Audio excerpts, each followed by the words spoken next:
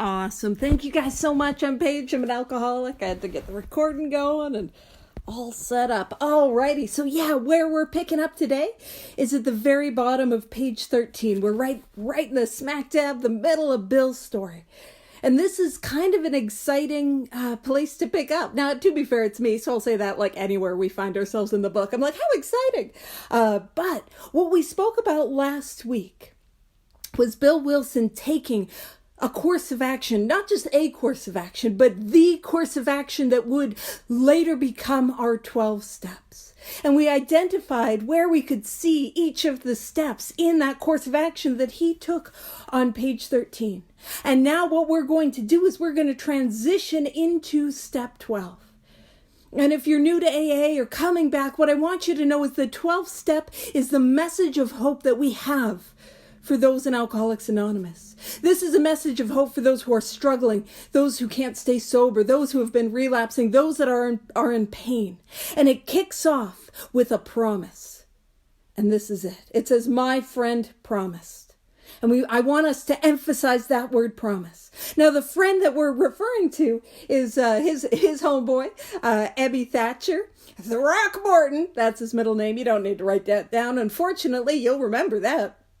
But his friend, Ebby Thatcher, promised Bill. Now that promise that Ebby Thatcher has made to Bill Wilson is the same promise that is being made to us. It says, when these things were done. So what does that mean? That means I have to do the steps. I have to take the course of action that's laid out in this book if I want to get the results. That's what it's telling me. When these things were done. So if I take this course of action, what will result is this.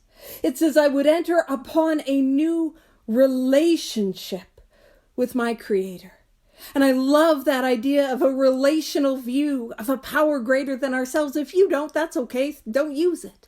But I love that idea of a relationship because a relationship speaks about not an over there conception of a power greater than myself, but a power that is in the here and now.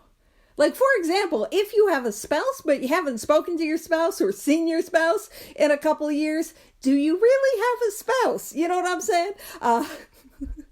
They got to consent to that. That's how marriages work. Consent.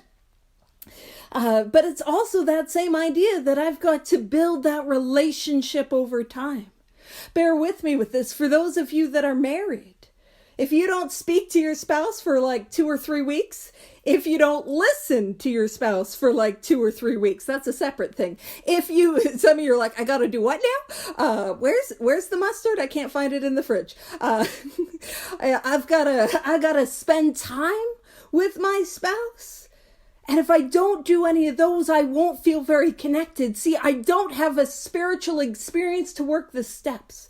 I take the steps to have the spiritual experience. That is the order. And I've got to continue that relationship. And so again, I really love that relational view of this power.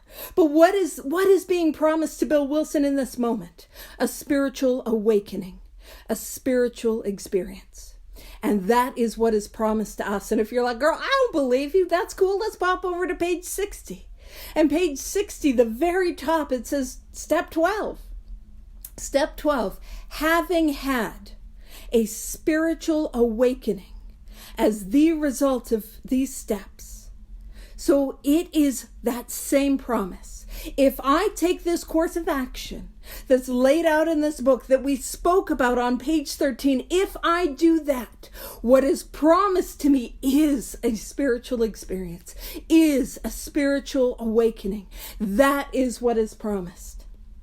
And so I've got to take the action to get the result. But that result is available to each and every one of us.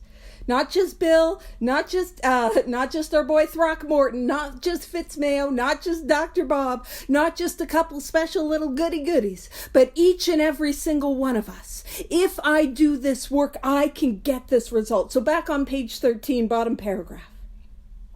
So I would enter upon a new relationship with my Creator, that I would have the elements of a way of living. And I want us to emphasize way of living, because this is a way of life. these 12 steps are not things that I talk about or pontificate about or espouse the virtue of between the prayers in a meeting. The 12 steps is how I am called to live my life outside of the prayers of the meeting. It is how I show up to all areas of my life. And so that this is not a set it and forget it deal. I don't do it for 30 days or 60 days or 90 days or 3 years. It is how I have to. I don't know what you have to do. How I have to live my life. So it is the elements of a way of living, and those elements are all 12 steps. And it says, which answered all my problems. I'm pretty sure Rob's going to put that picture he made in the chat. Yeah, he is. Oh, people like that one. And so problems, not just my problem. You see, when I come to Alcoholics Anonymous, what is my main problem? My main problem is that I have an obsession of the mind, a thought that takes me, when I am sober, that takes me back again and again and again to the first drink, despite the fact that it is ruining my life. That is my main problem. And I need a solution for that. And if I treat the spiritual malady, if I treat that emptiness and that loneliness and that sense of I can't sit and be okay in my own skin, if I treat that, and I treat that with a spiritual awakening, the obsession to drink goes away. And I can be happy and sober at the same time. But here's the thing, it doesn't just work on that. It is a way of life that works on anything and everything. You see, there is nothing that I cannot bring to these 12 steps. There is nothing that I cannot bring to the power that is a higher power, a God, a creative intelligence, a spirit of the universe. There is nothing that I cannot bring to these steps, to this God. Nothing. I'm not saying that, God's going to give me the lotto or God's going to give me my service pony, because I've been asking for one of those. Clip clop, my service pony. I promise it's for service. No, but I promise that these steps will change how I see and how I show up to any and all problems that I have in my life. That's what gets to happen here. And that is powerful. So it's not just answering the booze. It is answering anything and everything that I am struggling with. I can bring to God into these 12 steps. And so what happens in the next sentence, you can make a little note that these are the essential requirements. So what, oh man, I gotta do a thing. There are things that are required of me. That is rude. How uncalled for. I just kind of hoping I could get it like the lotto or my special needs special service pony.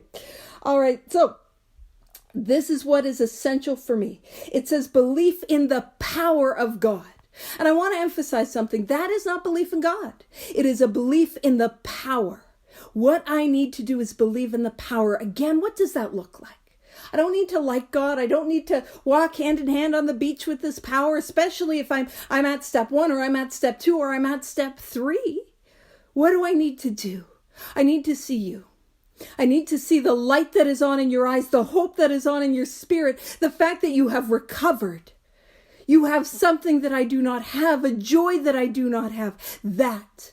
I need to believe in that there is a power that has worked in your life. That's all that is asked of me. So I believe in the power that has worked in Bill's life, in Fitzmayo's life, in Abby Thatcher's life, in Rob's life, in Peppa's life, in their lives. Can I believe in that power?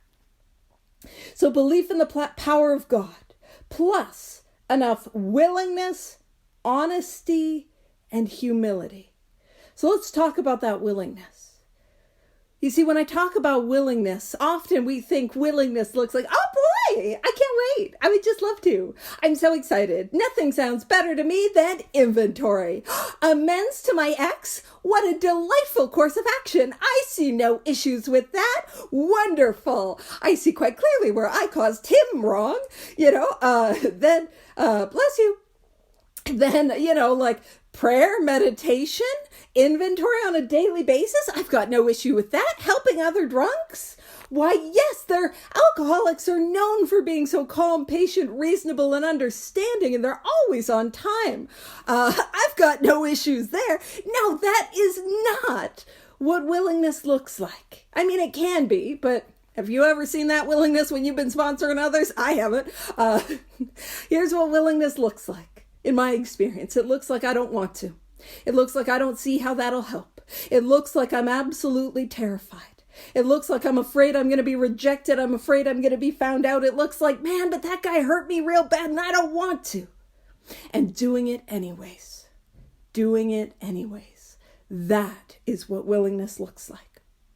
Now, the honesty that is at first required, the seed of honesty that needs to be planted within me. We'll get to cash register honesty. We'll get to, we'll grow that rigorous honesty. But the honesty that I really need to begin with is that I can't do it my way. That I need help. That I need to be honest that I can't do it on my own. That's the honesty. That's where it begins. And the humility, and I just want to speak about humility. Humility, often we think it's me thinking less of myself. Now I know the old clever saying that it's like, actually it's not thinking less of myself, it's thinking of myself less. But that idea of humility is that I'm no better than you, and I'm no worse than you, that we are truly equal, and that I'm dependent upon a power greater than myself. That for me is humility. You see, at least in my experience, whether this is alcoholic or human, I show up to life with this distortion of who I am in relation to the world. Now, I don't typically show up with this greater than ego. I'm so great. Everybody loves me. Woo! That's still today not how I show up to life. But it can be if that's you. But more often than not, what that looks like in my life is I'm the biggest piece of garbage that ever lived. The world would be better without me. That I suck. I ruin everything that I touch. That's how I show up to life. And that's not humble. And so we get to experience humility. And those are things that I am going to grow. I grow willingness by taking actions I don't want to take. I grow in honesty by practicing honesty. I grow in humility by experiencing this power. Now, I also want to go back a bit. When I say I practice honesty, there's oftentimes I've seen where people are like, well, I just don't like your face. I'm just being honest. That's not the honesty we are talking about. Don't bring that to the group conscience. No, the honesty that I'm talking about is the willingness to look at where I've caused harm, where I've been wrong. I start with that little seed of I need help. But that honesty is not, hey, you suck. That honesty is looking within. And I build it by growing it and momentum. So these are the essential requirements: willingness, honesty, and humility. It goes on to say to establish and maintain the new order of things were the essential requirements. So first and foremost, I have to establish the spiritual awakening. So I need to work these 12 steps as a way of life which will allow me to be honest, willing, and humble, to bring about that spiritual awakening. But then it says, and maintain. Again, I want to emphasize that this is not a set it and forget it program. This is not a thing that I do once in a while. This is how I live my life. And I don't know about you, but I couldn't stay well on one drink. I have a feeling that no one hanging out here stayed well on one drink. You have one drink and you're like, oh boy, that satisfied me. I'm all done. Thank you very much. No, and it's just like that with the spiritual awakening. I cannot stay sober on one spiritual awakening. I cannot stay well on an old experience. I need to continue to grow, to seek, to deepen, to bring about more experiences, or to allow myself to receive more experiences. And these were the essential requirements. So this is what is essential. Essential. It says simple but not easy. How often have we heard that? What do you mean simple and not easy? What is simple? What is simple is that to overcome alcoholism, what I need is a spiritual experience. And how I get that is taking the 12 steps. That is simple. That's what we have. Our solution in Alcoholics Anonymous is a spiritual awakening. How we get it is the 12 steps. That's simple. It's not overcomplicated. I need a spiritual awakening. I get it through working the steps. Boom. That's it. But we know that it's not easy. We know that I have to do things I don't want to do. We know that I have to take a course of action that I'm afraid of. We know that I got to take these leaps of faith out of my comfort zone. Simple but not easy. That's what that means. It says a price had to be paid. It says it meant destruction of self-centeredness. So the price I am paying to receive the gift. See, I don't know this at the time. But what I see in the rearview mirror is the price that I am paying to receive the gift is really what the gift was all along. Destruction of self-centeredness. I cannot experience serenity and self-centeredness at the same time. Maybe y'all can. Maybe y'all have a whole wider range of emotions, but I can't feel the sunlight of the Spirit and think, what a jerk somebody else is. Or everyone hates me. You know what I mean? I can't feel those two things at the same time. So simple, but not easy. A price had to be paid. It meant destruction of self-centeredness. And how do I destroy the self-centeredness? The me focusing on me, wrapped up in the bondage of self and being strangled on a chokehold of self-pity, resentment, fear, self-loathing, guilt, shame. That's what I've got to destroy. How do I do that? That is what the 12 steps do.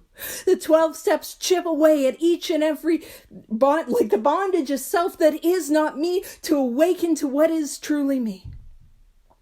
That's what happens here. It says, I must turn in all things to the capital F, capital L, Father of light who presides over us all. I must turn in all things to that power, to that higher power, to that creator, to God, to the spirit of the universe. That's what I've got to do. And again, if you're like, but how? The 12 steps allow us to do that. It is that simple. And I love, some of you guys know, I love the description of God as light. And it's a metaphor that we see again and again and again. And we see it throughout this book. God as light. And I love that because light is not simply what I see. Of course, I see light. There's light coming in through the open window, not open, but the window, the light coming in through the window. But light is also the way in which I see. And what I mean by that is when I'm in darkness and I turn on a light, everything in that room changes, and yet nothing has changed. And that's the same thing. God is like the lens through which I see the world. You know, I start to take this course of action and everything has changed, and yet nothing has changed. If you've ever done a 4 and a 5, you'll know that experience. Childhood got better, childhood didn't change. Family got better, family didn't change. The jerks on the road, they started to drive better, they didn't change. But how I see them changes. And so I just love that metaphor of light, especially because I spent so much time in darkness. You know, the darkness that was the bondage of myself and my pain and my suffering. So it goes on. Now, this next paragraph is, you can make a note, this is Bill Wilson's spiritual experience. It is a white light spiritual awakening that he has. And I'm going to point something out. It says, these were revolutionary and drastic proposals. So if you've come to the rooms and you see the steps shared on the Zoom screen or, on the wall, and you're like, whoa, that's pretty drastic. You know, you're not alone. That's all of us. Nobody was like jazzed about some of those, you know. He was like, man, this is revolutionary. It's drastic, yes. But the moment I fully accepted them, which is to say, after he took the course of action. He takes the action and he has the experience, not the other way around. That is the lesson from what we're seeing on page 13 and page 14. I have to take the actions of all 12 steps to get the spiritual experience. That's the order. So the moment I fully accepted him, the effect was electric.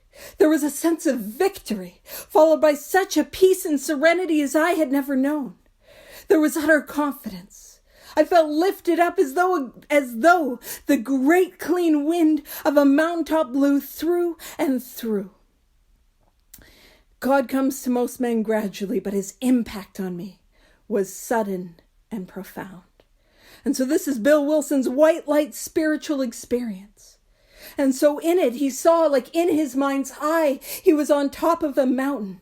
And there was a wind that was blowing through him, not of air, but of spirit. And it was a flash of white light. Now, one of the things that I hear a lot in some of the meetings that I would attend is, oh, well, people don't really have experiences like that anymore. The best you could hope for is the educational variety. I've lost my tail. Like that Eeyore sort of experience with it. Like, wah, wah. And I want to say nonsense. First and foremost, I want to say nonsense. But I also want to point out the elements of his spiritual experience. So it's a sense of victory. A sense that the fight is over, the war is done. I'm free of this thing. Followed by a peace and serenity. A feeling of being lifted up. This utter confidence, that is not some wild things to hope for. That seems quite plausible. That seems quite reasonable. And I'm sure that there are people in the rooms that we have seen that we're like, yeah, I can see that person has those things. So those are the elements of a spiritual awakening that Bill had. But when it comes to some of the more impactful elements, or the elements where we want to get on our little Eeyore soapbox and be like, oh no, you can't have that anymore. What I want to emphasize is that is not true.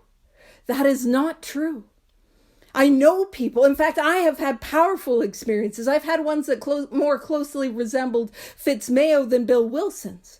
But Bill Wilson's spiritual experience was described as an experience of the luminous variety in varieties of religious experience. And that was a study on spiritual awakenings. So we cannot say that they don't exist. We cannot say that it is a one-off.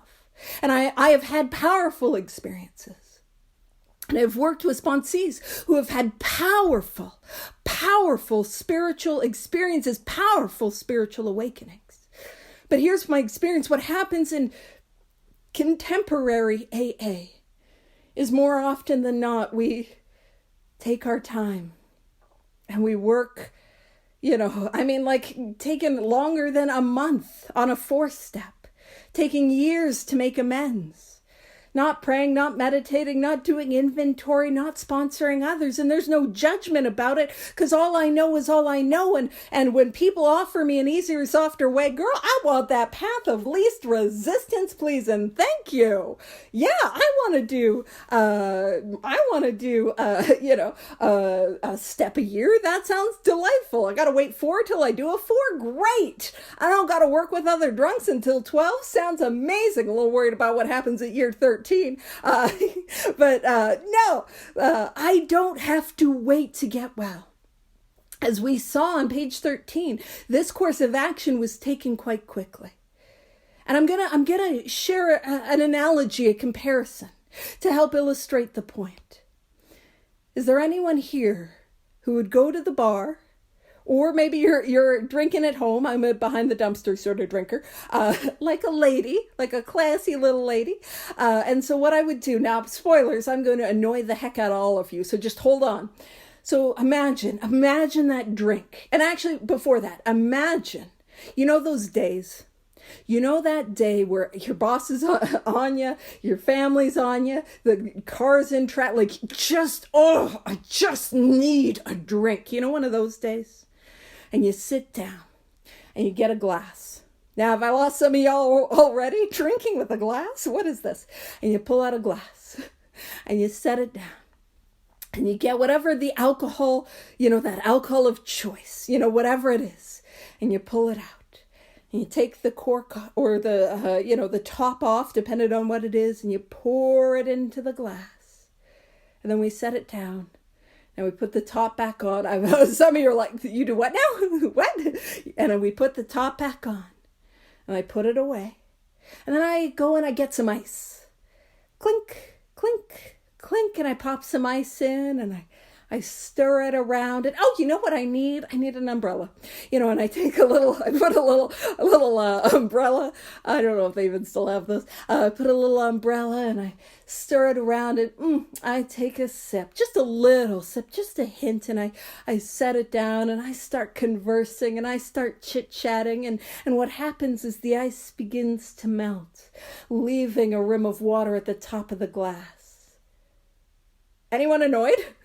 Anyone Eileen is absolutely horrified. Like, what? That is, we all know what it's like when we've been out with people who drink that way. It's like, oh, get it in you, right? And we can understand how foolish it is to try to drink in that way.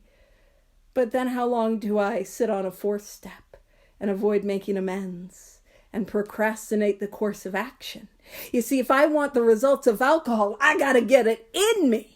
And it's just like that with these 12 steps. And if I go after this thing, if I go after these steps, if I go after the spiritual experience with the desperation that my illness demands, you see, my illness demands treatment.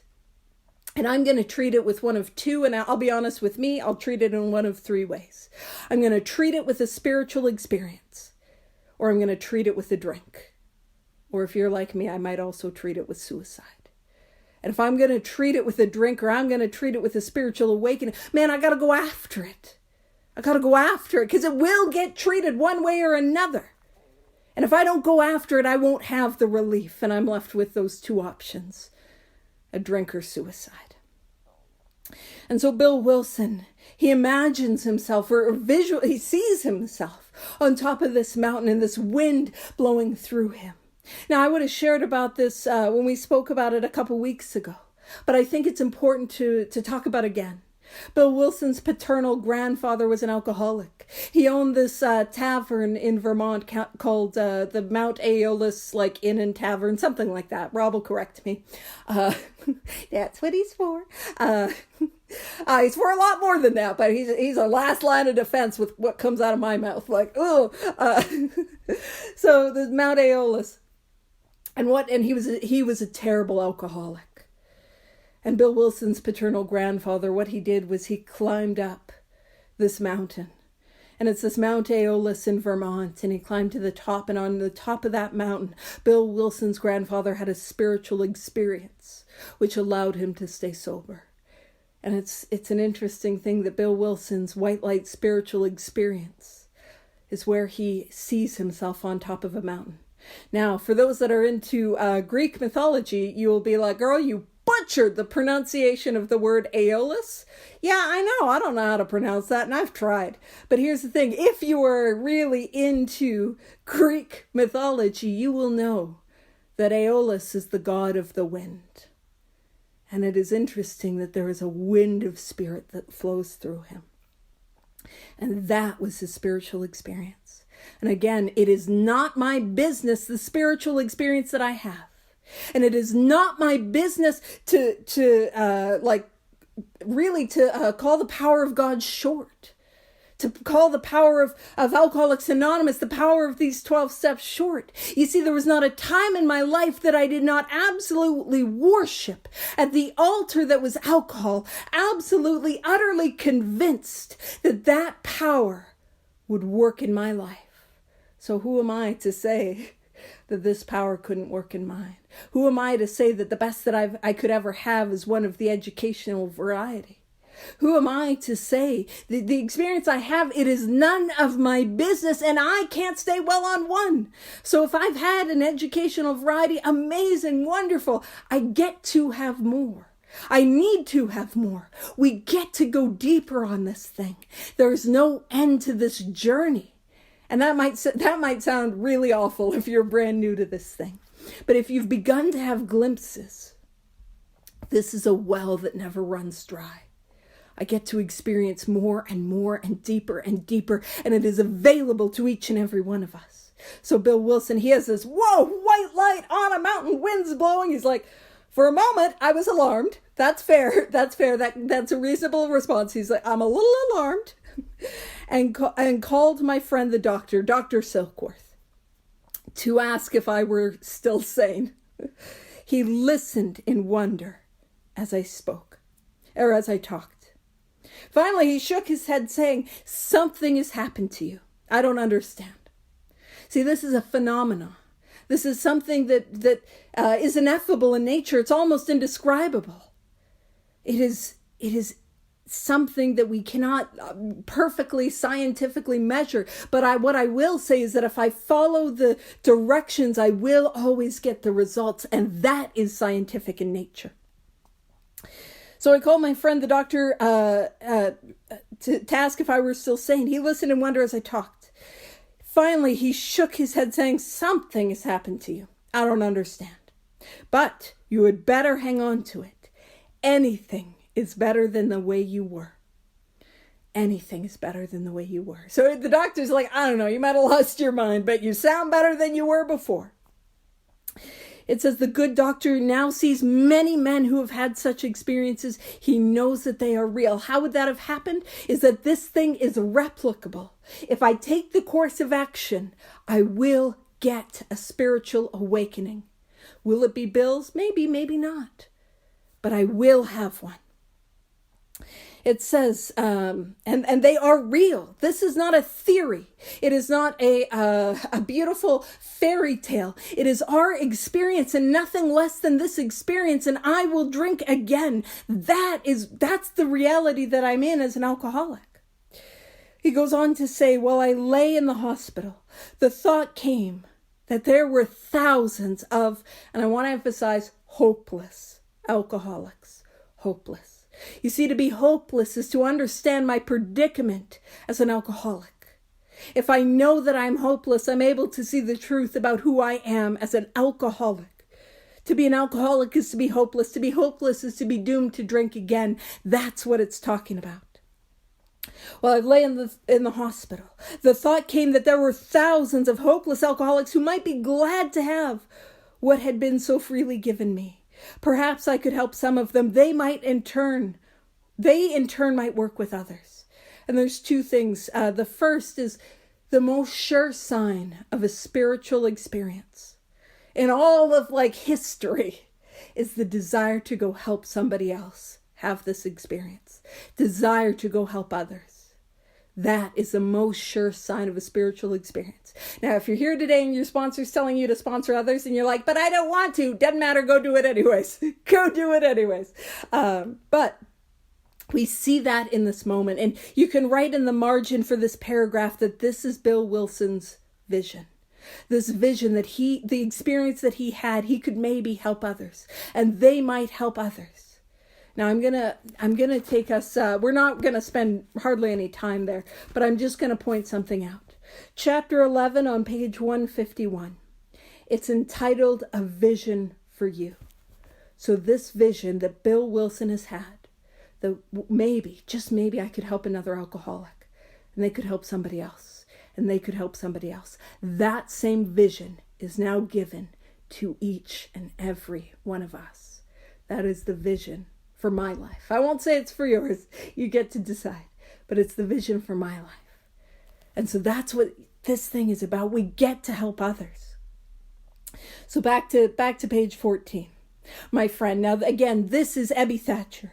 My friend had emphasized, so with emphasis, he put the right emphasis on the correct syllable on this one.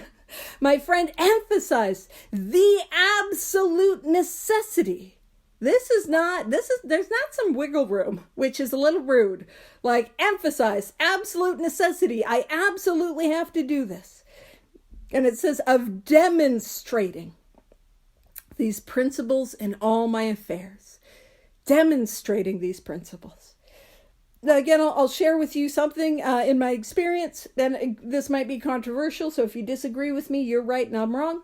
But for me, the principles of the program are not like hope and faith and justice and brotherly love and those sorts of things, those sort of nebulous concepts. And if that is helpful for you, if that is a helpful way through which to view the steps, wonderful, do that, ignore me.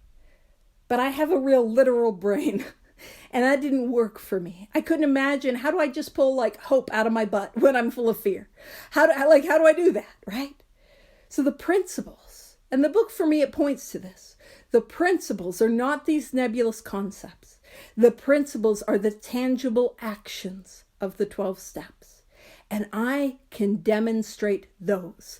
I can practice those. I can demonstrate, not tell you what I think about them, not tell you what I know about them, not say some big fancy words and then Rob will throw in the dictionary definition in the chat, or reference some obscure history and then Rob will be like, actually, Paige, it wasn't quite like that. I know, I'm just adding spice. It's the only place I can get it is in my AA history.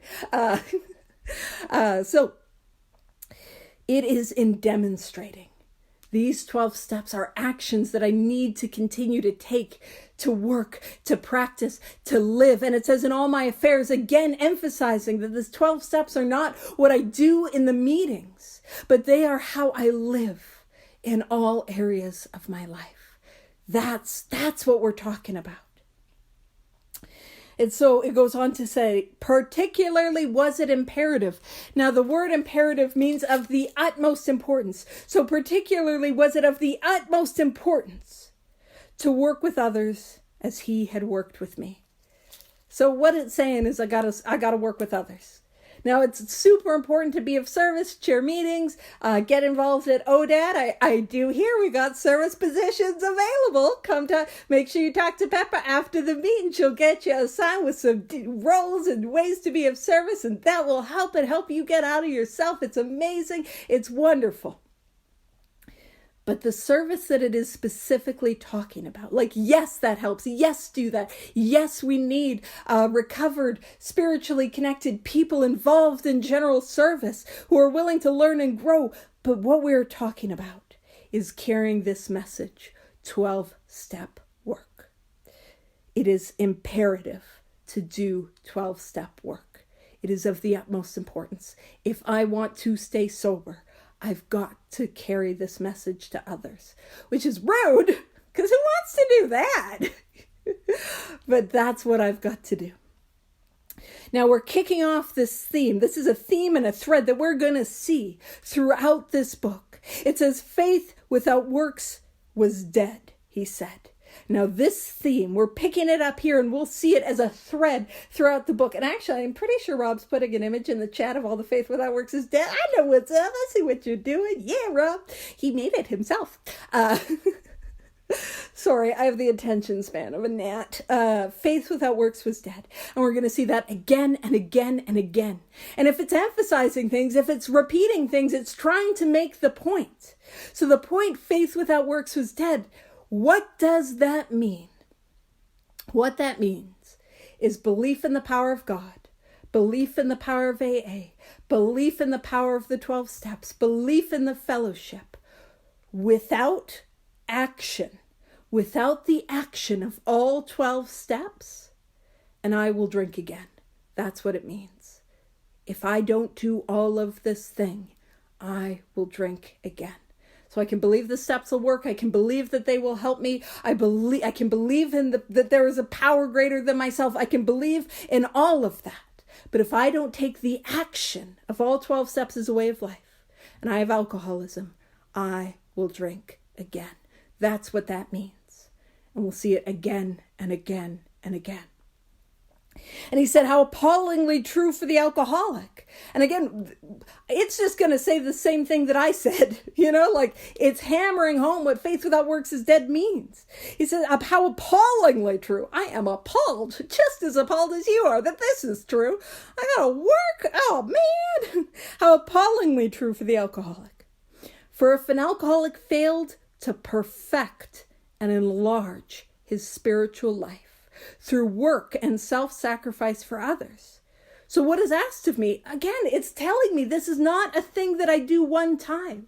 This is how I live my life. I've got to perfect the spiritual life. I've got to enlarge the spiritual life through work. What is the work? Because I needed it to be this simple. The work is the 12 steps. The 12 steps, 4 through 9, and continuing that process in 10 and 11. And the self-sacrifice for others, step 12. And of course, showing up to life in that spirit of service in all that we do, but that's what it's talking about. So I've got to continue these 12 steps as a way of life. And I've got to show up and be of service to sponsees, to newcomers, and to everyone in my life. And if I do not do this, if I do not grow that spiritual life, if I do not grow that spiritual awakening, I could not survive the certain trials and low spots ahead. There will be trials and low spots. There will be. Not because I'm an alcoholic, not because I got sober, not because God is testing me. It's wild how often it seems like God's testing me and instead it's just the consequences of my own behavior. Rude. But it is just because I am a human being. And I am not exempt from the human experience. I will not survive the certain trials and low spots. There are trials and low spots because I am a human being. And I am a part of the human experience. And I can tell you some of the most painful things that have ever happened to me in my life have happened to me sober. That's not to say like there wasn't some bad stuff when I was out there drinking. Like, oh, let me tell you, I had some bad stuff happen, that's for sure. But just that idea that like there will be pain, there will be loss, there will be grief, there will be suffering, there will be pain, there will be death, there will be illness, there will be. And it says, if he did not work, he would surely drink again. If I don't take all 12 steps and continue this as a way of life, I will drink again. And if he drank, he would surely die. See, the promise that I will drink again is because of the obsession of the mind. The obsession of the mind, the thought that I have when I am sober that takes me back again and again and again to the first drink. And then when it says if he drank, he would surely die, what makes the drinking fatal is the allergy of the body. That once I start, I cannot stop. And it says, and then faith would be dead indeed. With us, it is just like that. So what do? In Alcoholics Anonymous, I treat the spiritual malady with a spiritual experience that I have as the result of the 12 steps. And if I do that, the obsession to drink is gone. And if the obsession to drink is gone, I do not take that first drink. And if I don't take that first drink, I don't set off the allergy. But to continue to treat that spiritual malady, I've got to continue these 12 steps as a way of life. And I always say, like my life depends on it, because it does. So it says, my wife and I abandoned ourselves with enthusiasm to the idea of helping other alcoholics to a solution to their problems. And that for me is a benchmark line. I try to hold myself up to that standard. Am I abandoning myself with enthusiasm to helping other alcoholics, to sponsoring others, to carrying this message? Abandoning ourselves with enthusiasm. Is that what I'm doing? Now, abandon is to let go entirely, to dive in, to jump off the diving board. Now, enthusiasm, what that word means, it comes from Greek. It means to be filled with God's Spirit. Filled with that joy, that peace, that happiness, that serenity that I promise you is not my own. Am I diving into helping others? It says it was fortunate for my old business associates remained skeptical for 1.5 years, during which I found little work. See, I often think what I need to get sober is a job or a relationship or a car or all of these external things. Well, Bill didn't have those. And none of those could keep him sober. We saw that in Bill's story. When he was top of the world, I had arrived, he could not stay sober. When it was falling apart, he could not stay sober. Job or no job, wife or no wife, our sobriety is contingent on the relationship we have with a power greater than ourselves and the maintenance that we take on a daily basis. And he says, during which I found little work. I was not too well at the time, and I was plagued by waves of self-pity and resentment that sometimes nearly drove me back to drink. Hold on. This is our co-founder, Bill Wilson. Across the page 14, he has a white light spiritual experience. The clean wind of the mountaintop is blowing through. He is lifted up. There's a sense of victory, utter confidence. He had a powerful spiritual experience, page 15. He's plagued by waves of self-pity and resentment that almost took him back to drink.